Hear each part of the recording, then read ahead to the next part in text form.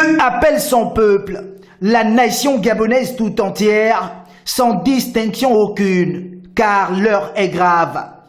La vision 12-12-2015 en est la parfaite interpellation. Je crois que Jésus-Christ est Seigneur. Nous devons mettre fin à cette souffrance, à la mort précoce. Nous voulons voir ce pays totalement changer. Et c'est possible. Parce que désormais, il existe un Israël. L'Israël qui est ce pays que vous connaissez tout. Mais le Gabon est devenu l'Israël de l'Afrique et du monde entier.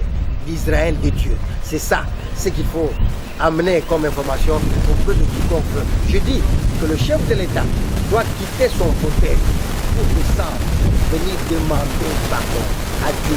Il sait ce qu'il a fait, qu'il n'honore pas son Dieu qu'il a placé à la tête du pays. Voilà ce qui est essentiel. Je vous assure que si des personnes ne prennent pas conscience que le temps est venu de donner son cœur à Dieu, de repartir en esprit, en vérité, vers Dieu, Dieu va frapper. Là, nous ne sommes plus aux mots, nous sommes aux actes. Et des gens qui vivront verront ce qui va s'accomplir. Toutefois, je tiens à donner, comment dire ça, je tiens à signifier que lorsque vous parcourez le texte d'Ézéchiel 8, c'est d'ailleurs pourquoi je crois que les serviteurs de Dieu se sont levés pour demander au peuple, je dis, et ceux qui invoquent le nom de l'Éternel maintenant, et ceux qui ne le font pas encore, d'aller vers Dieu, de repentir leur cœur, d'ouvrir leur cœur à Dieu, de changer de comportement, afin d'éviter la colère de Dieu.